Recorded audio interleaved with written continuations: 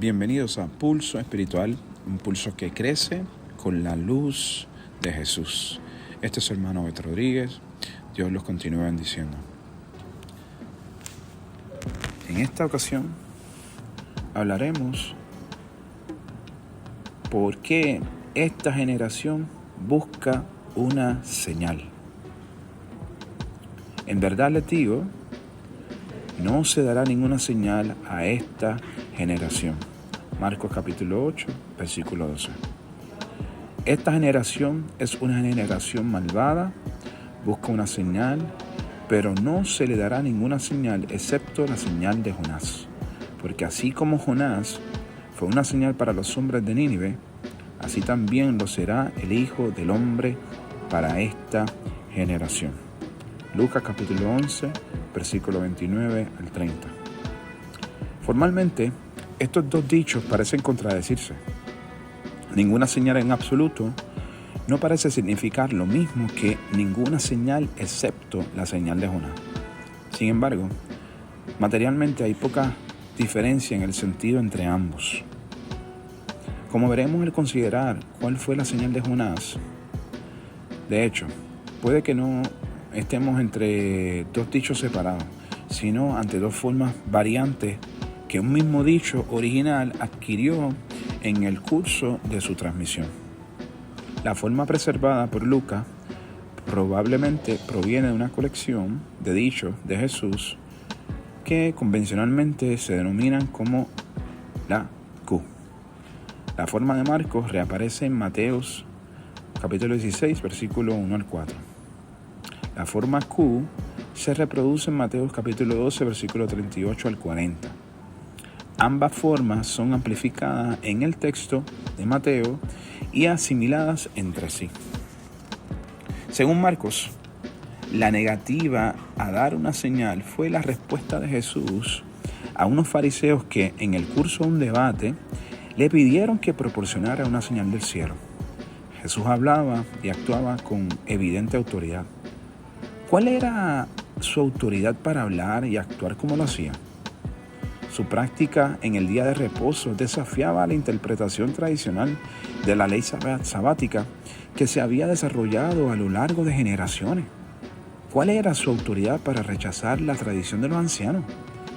Mientras que los grandes profetas del pasado habían introducido su proclamación con "Así dice el Señor", Jesús se contentaba con contraponer lo que fue dicho a los antiguos con su tajante "pero yo les digo".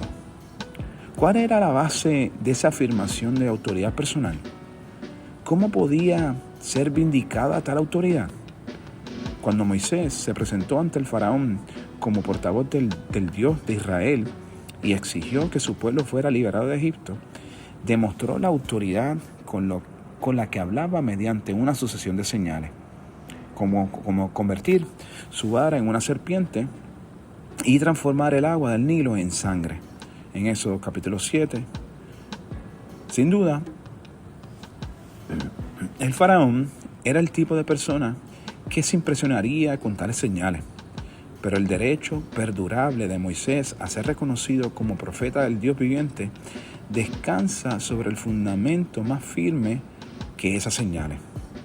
Cuando Elías entró en la presencia de Acab para denunciar su tolerancia de la adoración a Baal en Israel, confirmó su denuncia con el anuncio de 3 años de sequía en Primera de Reyes capítulo 17. Baal, el dador de lluvia, sería golpeado en el único punto donde podía ser herido, en su reputación. Esta señal particular era, por tanto, altamente relevante para el mensaje de Elías. Si Moisés y Elías habían confirmado su autoridad como mensajeros de Dios mediante señales como esta, ¿por qué no podía Jesús confirmar su autoridad de manera similar? Primero, ¿qué clase de señal los habría convencido? Las señales externas podrían haber sido necesarias para convencer a un egipcio pagano o a un rey apóstata de Israel, pero ¿por qué habrían de ser necesarias para los custodios y maestros de la ley del verdadero Dios? Ellos deberían haber sido capaces de decidir sin la ayuda de señales si la enseñanza de Jesús era verdadera o no, si estaba o no en línea con la ley y los profetas. En segundo lugar, ¿habría validado realmente la verdad de las palabras de Jesús, el tipo de señal que ellos tenían en mente? Matthew Arnold observó en el curso de una controversia del siglo XIX que sus declaraciones escritas difícilmente tendrían mayor fuerza si demostrara su capacidad de convertir su pluma en un limpiapluma. Puede sospecharse que se pedía a Jesús una señal igualmente extraordinaria, pero esencialmente irrelevante.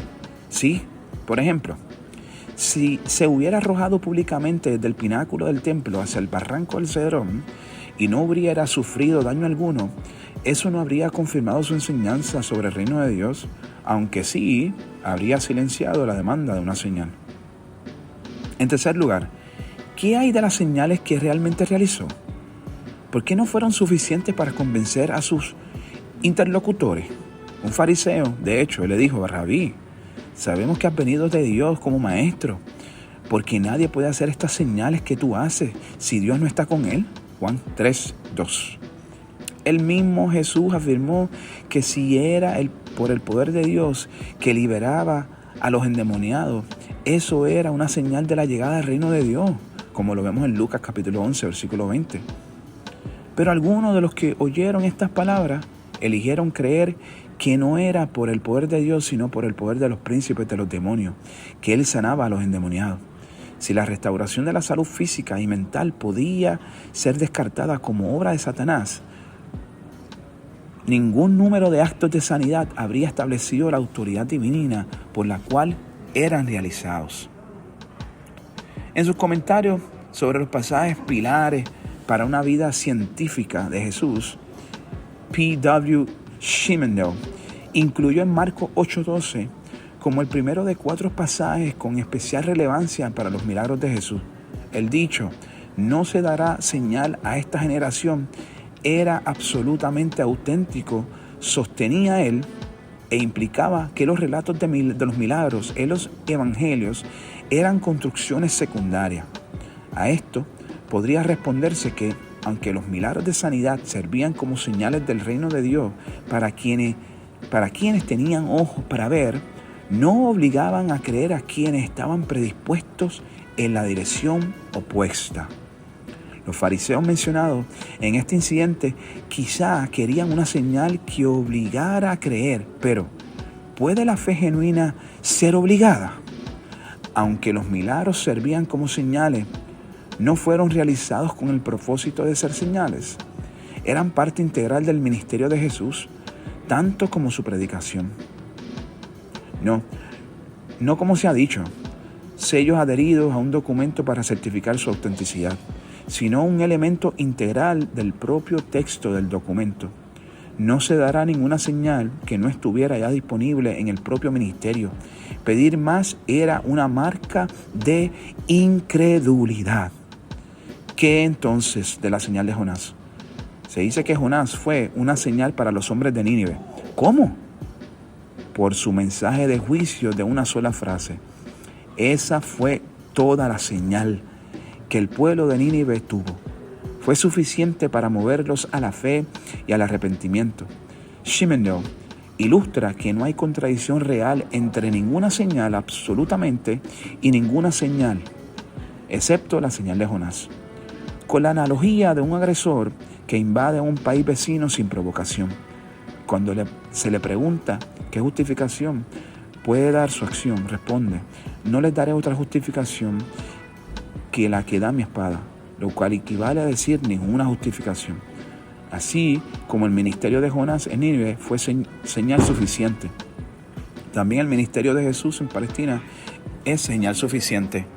No se dará ninguna otra señal.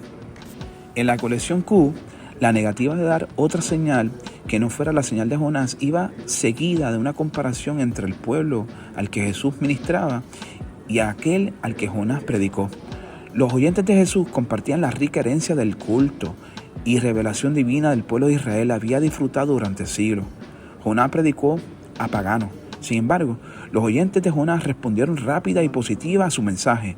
La reacción de la mayoría de los oyentes de Jesús fue distinta. Por eso dijo, los hombres de Nínive se levantarán en el juicio con esta generación y la condenarán, porque ellos se arrepintieron ante la predicación de Jonás, y aquí, algo mayor que Jonás está aquí, como dice Mateo capítulo 12, versículo 41. Ese algo mayor era la proclamación del reino de Dios por parte de Jesús, más importante y de mayor alcance que Jonás y su predicación. Sin embargo, Jonás y su predicación fueron suficientes para llevar al pueblo de Nínive al arrepentimiento. La proclamación del reino por Jesús no produjo un impacto tan amplio en su generación. En el día del juicio, por tanto, el pueblo de Nínive se compararía muy favorablemente con los galileos a quienes Jesús predicó. De hecho, servirían como testigos tácticos, si no vocales, contra ellos, ya sea que estas palabras de Jesús fueran pronunciadas en la misma ocasión que el dicho sobre la señal o en otra ocasión.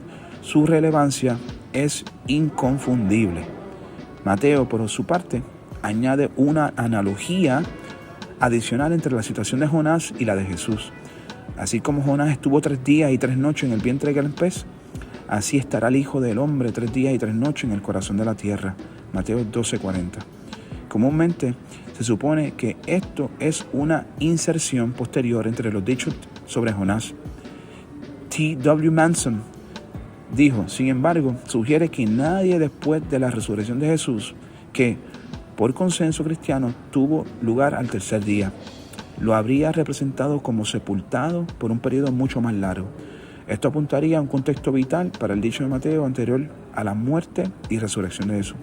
En cualquier caso, sería imprudente forzar 3 días y 3 noches a significar 72 horas exactas. La experiencia de Jonás en el Mediterráneo no fue señal para el pueblo de Nínive, del mismo modo que la resurrección de Jesús en el día de Pascua, después de su sepultura el Viernes Santo, no fue un espectáculo público. En Mateo capítulo 12:40, simplemente tenemos una analogía trazada entre 2 siervos de Dios, ambos levantados por Dios del abismo.